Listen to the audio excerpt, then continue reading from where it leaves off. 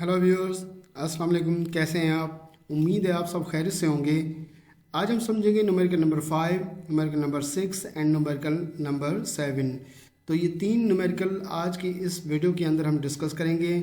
हमारे साथ रहिएगा, वीडियो को एंड तक देखिएगा। मैं हूँ आपके साथ शकील अहमद जरवार। तो आइए चलते हैं। सबसे पहले हम न्यूमेरिकल नंबर 5 को समझते हैं कि न्यूमेरिकल नंबर 5 हमसे क्या पूछना चाह रहा है। Numerical number 5. What is the volume rate of flow of water from 1.85 centimeter diameter faucet if the pressure head is 12 meter? क्या फाइंड आउट करना है? Volume rate of flow of water. ठीक है, volume rate flow of water को हम indicate कैसे करेंगे? हम इंडिकेट करते हैं कि ये वॉल्यूम, ठीक है, और डिवाइड बाय टाइम। ठीक, तो वॉल्यूम डिवाइड बाय टाइम को हम रिप्रेजेंट करेंगे क्यू से, और ये बराबर किसके होता है? स्पीड के और मल्टीप्लाई बाय एरिया के। ठीक है, तो इस फार्मूले की हेल्प से जो है हम volume rate of flow of water हम कैलकुलेट करेंगे। ठीक है, if the pressure head is 12 metre, अगर प्रेशर हेड जो है वो 12 मीटर है, तो एक फॉसेट है। ठीक है, हम कहते हैं कि हमारे पास फॉसेट है और इसमें एक प्रेशर हेड है। तो फॉसेट और प्रेशर हेड की लोकेशन के दरमियान में जो हम कहते हैं कि जो हाइट है वो कितनी है? 12 मीटर है। डेटा हम इस तरह बनाएं कि हमें volume rate of flow of water calculate करना है, तो मैंने इसको क्यू से मेंशन कर दिया है। क्यू हमें कैलकुलेट करना है। डायमीटर जो है वो फॉसेट का वो कितना है? 1.85 सेंटीमीटर। इसको मीटर में कन्वर्ट करेंगे तो 100 से डिवाइड करेंगे। ठीक है, तो हमारे पास आंसर आएगा 0.0185 मीटर। और हाइट कितनी है? 12 मीटर। ये 12 मीटर जो है वर्टिकल डिस्टेंस है बिटवीन फॉसेट और प्रेशर हेड के दरमियान में जो है वो ये वर्टिकल डिस्टेंस है। तो सॉल्यूशन में हम चलते हैं। वॉल्यूमेट्रिक फ्लो रेट किसके बराबर होता है? क्यू बराबर होता है स्पीड मल्टीप्लाई बाय एरिया के। अब हमें ना तो स्पीड मिली हुई है ना तो हमें एरिया मिला हुआ है, तो सबसे पहले हम एरिया को कैलकुलेट करेंगे। एरिया बराबर पाई आर स्क्वायर के, और आर जो है, ठीक है, आर रेडियस है और ये हाफ ऑफ द डायमीटर के बराबर होता है। तो डायमीटर जो है उस फॉसेट का कितना है? 0.0185 मीटर हम रखेंगे डी की जगह पर यहाँ पर, और डिवाइड करेंगे 2 से। फिर इसका स्क्वायर निकालना है और फाइनली मल्टीप्लाई करना है पाई की वैल्यू से। तो पाई की वैल्यू कितनी है? 3.14 है हमारे पास। तो एरिया किसके बराबर हो जाएगा? एरिया हमारे पास बराबर हो जाएगा 0.00268 मीटर स्क्वायर। ये हमें एरिया मिल चुका है इस फॉसेट का। ठीक है, अब हमें स्पीड कैलकुलेट करनी है, जो कि फॉसेट से जो वाटर का फ्लो रेट होगा, वाटर फ्लो होगा फॉसेट से, वो स्पीड हमें कैलकुलेट करनी है। तो इसका मतलब ये है कि ये जो स्पीड है ये किसकी? ये वाटर की स्पीड है, लेकिन कहाँ से? फॉसेट से। तो क्योंकि फॉसेट से ही जो है वो वाटर का जो है वो क्या होगा? फ्लो होगा। तो फॉसेट से जो है ये स्पीड है, ये स्पीड हमें जो है वो अब कैलकुलेट करनी है। इसके लिए हम बर्नौली इक्वेशन यूज करेंगे। बर्नौली इक्वेशन को हम कुछ इस तरह से लिखेंगे। ठीक है, ये जो इनिशियल वाले जो टर्म्स थे वो हमने फॉसेट के लिए हमने यूज़ किए, और जो बाद वाले जो टर्म्स थे बर्नौली इक्वेशन में वो हमने यूज़ किए हैं हेड के लिए। अब इसमें हमें ये वी स्क्वायर फॉसेट जो है हमें लेना है, तो इसकी एक डेरिवेशन है जिसके बाद जाके ये वी फॉसेट का एक फार्मूला बनेगा।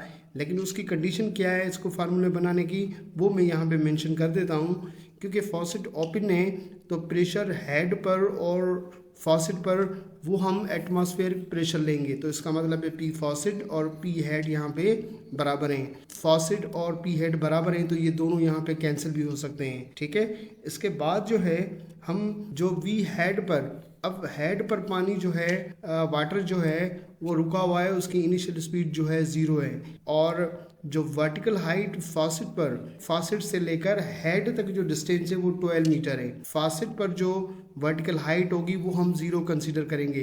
तो अब आप इस इक्वेशन में ये सारी चीज़ें आप पुट करके आप फाइनली एक आंसर लेंगे। वो आंसर किसका होगा? वी स्क्वायर फॉसेट का।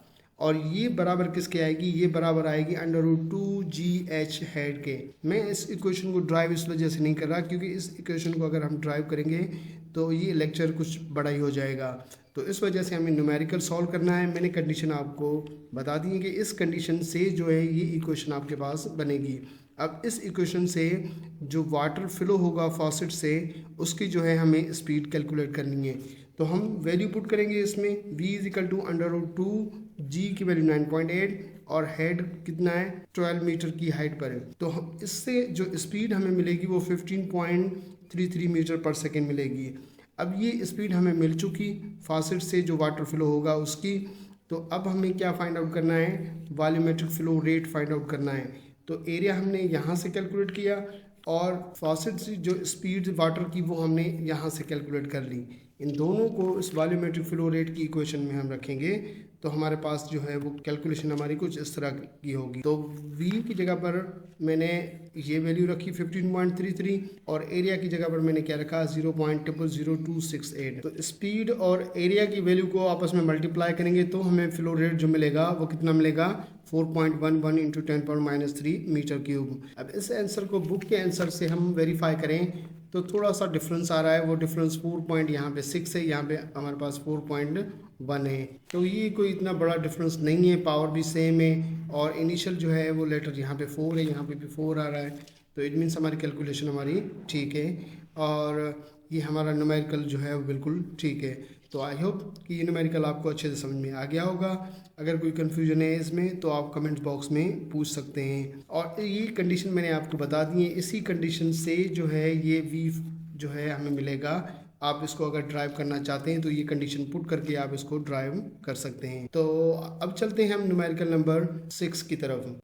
Numerical number 6, the steam of water emerging from faucet neck down. Water की जो है स्टीम है इमर्ज हो रही है, निकल रही है फॉसेट से जिसकी नेक जो है वो डाउन है as it falls. The cross sectional area is 1.2 centimetre square. जो क्रॉस सेक्शनल एरिया है A1 वहाँ पे 1.2 सेंटीमीटर स्क्वायर है जो स्टीम है वाटर की उसका, and 0.35 centimetre square.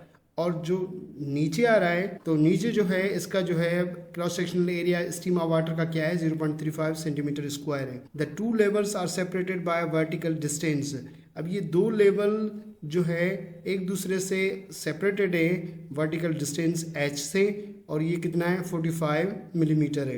Eight what rate does water flow from the tap. अब कितने जो है वो रेट से यहाँ से जो है टैप से जो है वाटर फ्लो हो रहा है ये हमें कैलकुलेट करना है। तो वाटर जो फ्लो हो रहा है उसका रेट कैलकुलेट करना है। तो हमें पता है कि ये क्या है, ये वॉल्यूमेट्रिक फ्लो रेट है। तो हमें वॉल्यूमेट्रिक फ्लो रेट कैलकुलेट करना है। सबसे पहले हम डेटा को हम चेक करते हैं कि इसकी डेटा क्या है। डेटा हमारे पास क्या है कि क्रॉस सेक्शनल एरिया हमें मिला हुआ है A1, ठीक है, और जो ये क्रॉस सेक्शनल एरिया है A2, ठीक है।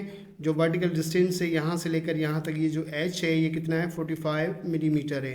At what rate does water flow, तो ये रेट पूछना चाह रहा है तो वॉल्यूमेट्रिक फ्लो रेट हमें कैलकुलेट करना है, क्यू हमें कैलकुलेट करना है और क्यू हमें पता है कि किसके बराबर होता है speed multiply by area of the water flow, area of the water flow. Okay, तो डेटा आपके सामने है।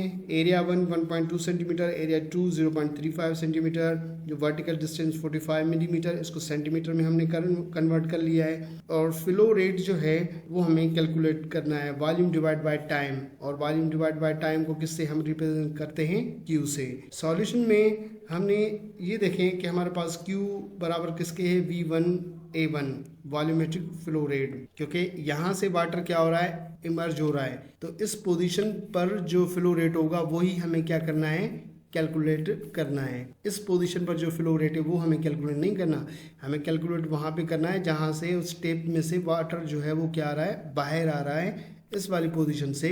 तो यही वजह है कि मैंने यहाँ पे V1 और A1 मैंने रखा है। अब third equation of motion use करेंगे, ये सेकंड नहीं है, ठीक है, ये थर्ड है, तो ये टाइपिंग एरर है, ठीक है। तो थर्ड इक्वेशन ऑफ मोशन हम यूज़ करेंगे V2 square minus V1 square बराबर 2GH। अब इसके अलावा हम इक्वेशन ऑफ कंटिन्यूटी यूज़ करेंगे ताकि V2 का हमें यहाँ से मिल सके और वो हम रखें इस जगह पे। तो हमने आगे भी ऐसे ही किया है कि V2 किसके बराबर है, A2 आएगा इधर तो डिवाइड में होगा, तो A1 V1 divide by A2 बराबर किसके हो गया V2 के। अब V2 जो है इस थर्ड इक्वेशन में हम रखेंगे, ठीक, इस थर्ड इक्वेशन में हम रखेंगे, ये थर्ड इक्वेशन ऑफ मोशन है। तो V2 स्क्वायर की जगह पर मैं क्या रखूँगा, ये वाला रख दूंगा, ये V2 वाला पूरा रखूँगा मैं। तो हमारे पास जो है ये थर्ड इक्वेशन किसके बराबर होगी, इस V2 की जगह पर मैंने रख दिया A1 V1 divide by A2 और V2 स्क्वायर है तो मैंने होल स्क्वायर में रख दिया। अब V1 का स्क्वायर कर निकाल दिया मैंने, बाहर रखा, क्योंकि मुझे अब V1 इस जगह से कॉमन लेना है। तो V1 स्क्वायर मैंने कॉमन ले लिया, ठीक है, ये टर्म वही सेम, ठीक, लेकिन यहाँ से जो मैंने V1 कॉमन ले लिया, इसकी जगह पर मैंने यहाँ पे 1 रख दिया है, और 2GH वही सेम है आपके पास। अब वैल्यू पुट करते हैं, तो A1 किसके बराबर है, 1.2 सेंटीमीटर स्क्वायर, तो वो मैंने रख दिया। अब A2 किसके बराबर है, 0.35, वो मैंने यहाँ पे रखा है। इन दोनों को डिवाइड कर लें, 1.2 को 0.3 के साथ, फिर 2 स्क्वायर है तो स्क्वायर निकाल लें, और स्क्वायर निकालने के बाद यहाँ पे फिर माइनस में देखें 1 है, तो जो इसका आंसर आएगा उसमें से 1 को क्या कर देना है, माइनस कर देना है। तो हमारे पास बचेगा 10.7 बचेगा, और 2 की वैल्यू 2 सेम, G की वैल्यू 980 मैंने रखी है।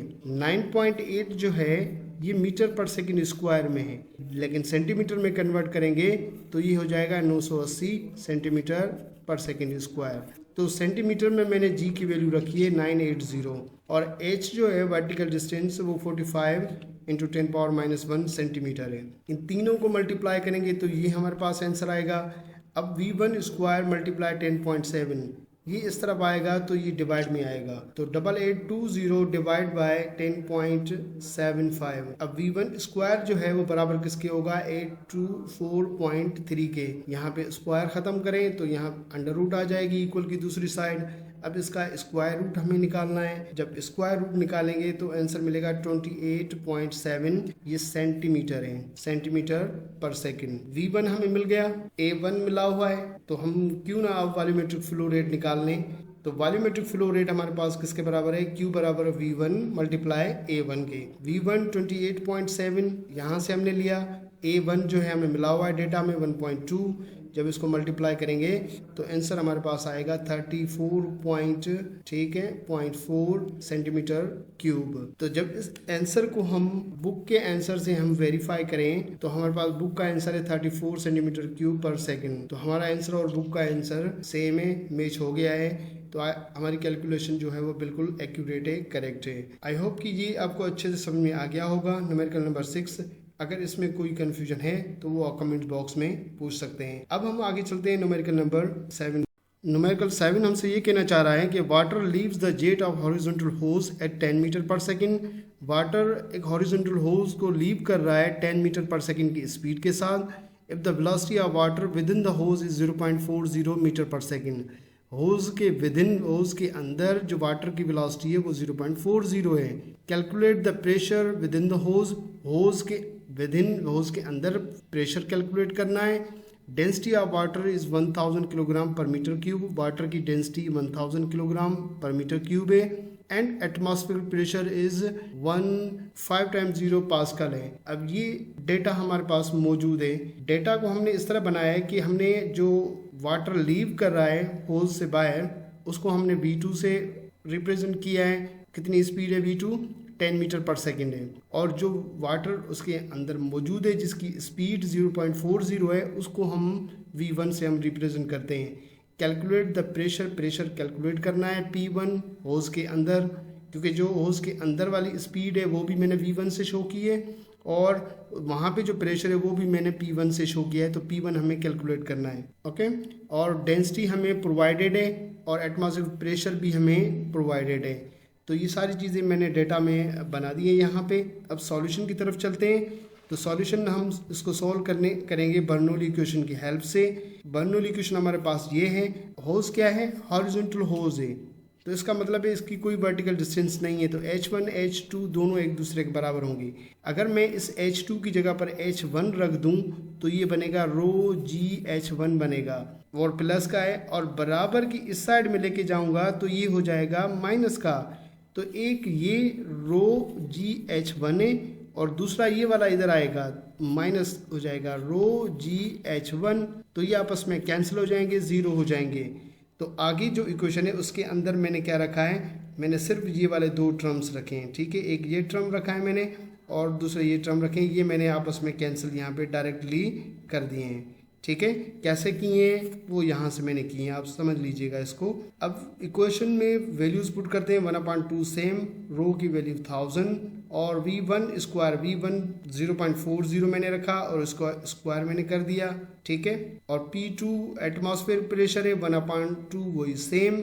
रो की वैल्यू 1000 और V2 स्क्वायर की वैल्यू आपके पास क्या है 10 रख के मैंने स्क्वायर किया। अब ये आप कैलकुलेशन करें, इसको कैसे करना है। ये 1/2 है मतलब 0.5 है, 0.5 1000 से मल्टीप्लाई होगा तो 500 होगा। अब 500 को मल्टीप्लाई करना है 0.40 के स्क्वायर से, तो हमें क्या मिलेगा, हमें मिलेगा 80, ठीक है, कैलकुलेशन से। ये हमने सेम रखा यहाँ पर, ठीक है। 1/2 को 1000 के साथ हमने डिवाइड कर दिया तो ये 500 आएगा, और 500 को इस 10 के स्क्वायर से मतलब 100 से हम मल्टीप्लाई करेंगे तो ये 50,000 हो जाएगा इस पूरे का आंसर, ठीक है। आगे हम इसको यूं लिखें कि P1 वही सेम, ठीक है, ये वही आपके पास सेम, और इस पूरे का आंसर अभी मैंने बताया कि कितना आंसर आएगा 50,000 आंसर आएगा। 80 यहाँ पे प्लस का था, ये बराबर की साइड आएगा तो किसका हो जाएगा माइनस का, ठीक है। तो ये डायरेक्टली मैंने कुछ चीज़ें लिखी हैं यहाँ पे।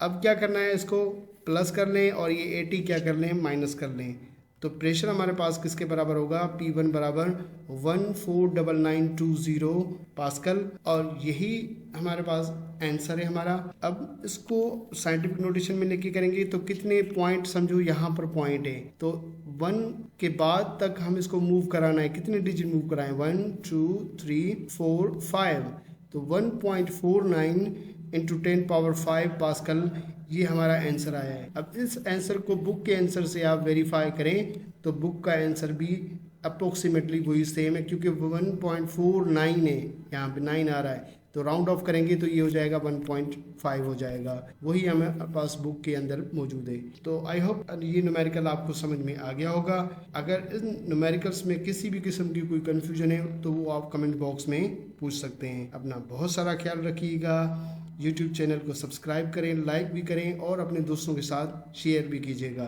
Thank you very much. अल्लाह हाफिज़।